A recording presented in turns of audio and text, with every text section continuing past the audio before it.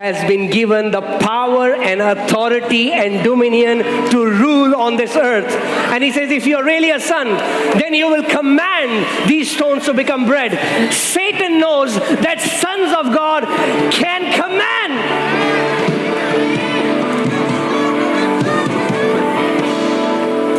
शैतान ने आकर के यीशु से कहा, अगर तू परमेश्वर का पुत्र है तो आज्ञा दे, क्योंकि शैतान जानता है परमेश्वर के पुत्र को अधिकार दिया गया है आज्ञा देने का। जो परमेश्वर के पुत्र हैं वो आज्ञा दे सकते हैं।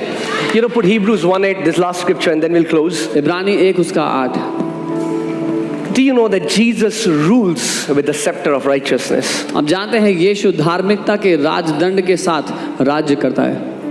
And if he rules with the scepter of righteousness, that's the only way you will rule. और अगर वो धार्मिकता के राजदंड से राज्य करता है तो ये एकमात्र तरीका है जिससे आप भी कर सकते हैं। But to the Son he says, your throne, O God, is forever and ever. लेकिन पुत्र के विषय में वो कहता है, हे परमेश्वर तेरा सिंहासन युगानुयुग रहेगा। Who is saying this? कौन कह रहा है? The Father. पिता कह रहा है। The Father is saying this about the Son. पिता ये पुत्र के लिए कह रहा है। Your throne, O God, तेरा सिंहासन है परमेश्वर। The amazing thing is, अद्भुत बात यह है, he is not seated on the throne alone. कि वो सिंहासन पर अकेला नहीं बैठा हुआ। If you read the epistles of Paul, अगर आप पौलुस की चिट्ठियां पढ़ो, we were co-crucified with him. हम यीशु के साथ क्रूस पे चढ़ाए We गए। were co-buried with him. उसके साथ गाड़े गए। We were co-resurrected with him. उसके साथ मुर्दों में से जिंदा And now we are co-seated with him, far above principalities and powers. अब उसके साथ सिंहासन पर बैठाए गए हैं, सारी प्रधानता और ताकतों से ऊपर। And how are you going to rule from that place? और उस जगह से कैसे आप राज्य कर सकते With हो? the scepter of righteousness. धार्मिकता के राजदंड के द्वारा। If you don't believe that you have been made right, you can never rule. अगर आप ये नहीं मान सकते कि आप सही बना दिए जा चुके हो तो कभी राज्य नहीं कर पाओगे। Come on, tell your neighbor. अपने पड़ोसी Say, neighbor, don't try to become right. Believe you have been made right. बोलो, पड़ोसी सही बनने की कोशिश मत करो, मान लो कि तुम सही हो चुके हो।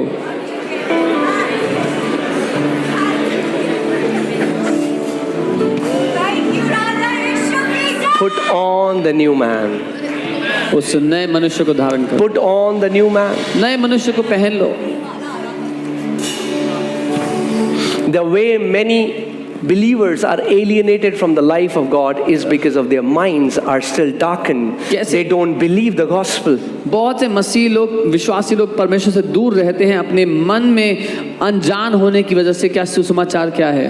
Your mind has to be renewed. आपके मन को नया होना है। Renewal of mind is nothing when your mind starts to believe what God has already done in your spirit man. मन का नया होना और कुछ नहीं है, बस इतना कि जो परमेश्वर ने आपकी आत्मा में पहले ही कर दिया है उसको आप मानने लग जाओ। Say, I'm a brand new creation. बोलो, मैं एक बिल्कुल नई सृष्टि हूँ। That's the beauty of the gospel. यही खूबसूरती है सुसमाचार की। You are united with Christ Jesus. आप मसीह यीशु के साथ एक हो चुके हो। There is no separation now. अब कोई अलगाव संभव नहीं है। If I can say it this way. अगर मैं ऐसा कहूँ, Have you seen, I mean, like, it happens on the deserts, but it also happens sometimes when you're traveling on the road, you will see like water. It's an illusion that there is water. रेगिस्तान में अक्सर ऐसा होता है। कई बार सड़क पर भी जब आप ड्राइव करें तो आपको दूर पानी पड़ा दिखाई What do we देता call है। it? Mirage. मिराज कहते हैं उसको अंग्रेजी में। So it's an illusion. वो एक इल्यूजन जैसा होता है। Your eyes are seeing it, आपकी आंखों को वो दिख रहा होता है, but it's not true. पर वो सच नहीं होता। But your senses are telling you there is water. आपकी ज्ञानेंद्रियां आपको बता रही हैं पानी पड़ा है। It's an illusion. वो एक भूले, एक धोखा सा है। Now, if you can digest it. अगर समझ सकते हो समझ लो। Separation for a new creation man. Separation is an illusion.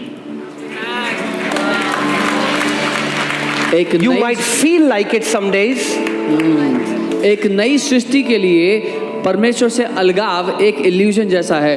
हो सकता है किसी दिन आपको ऐसा महसूस होए, You might feel like it. महसूस हो सकता है कभी, It's not possible. लेकिन ये सच नहीं है, संभव नहीं है। You're joined together in union with Christ Jesus. आप यीशु मसीह के साथ एक हो चुके हो। Amen. आमीन। Isn't gospel so glorious? क्या सुसमाचार इतना महिमा से भरा हुआ नहीं है? And the Father not only gives all this, the Father says, we are going to have a party. और पिता ने इतना सब कुछ सिर्फ इतना ही नहीं कि ये सब दे दिया, उसने कहा आप पार्टी करते हैं अब। Now the servants would be saying, अब नौकर कह रहा होगा, this man is so prodigal. ये आदमी इतना उड़ाऊ है, इतना बर्बाद करता है चीजों को। He's so prodigal. इतना उड़ाऊ है, He is still lavishing अभी भी उंडेले जा रहा है, न्यौछावर किया जा रहा everything for his son. है। अपने बेटे के लिए सब कुछ उंडेले जा रहा है, And there's a party. और पार्टी हो रही है अब। And there's an elder brother working in the field. लेकिन एक बड़ा भाई है जो खेत में मेहनत कर रहा है।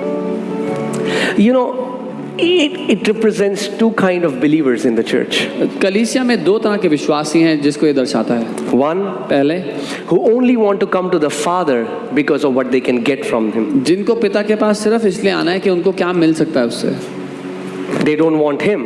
उनको पिता नहीं चाहिए, What can you do for me? वो मेरे लिए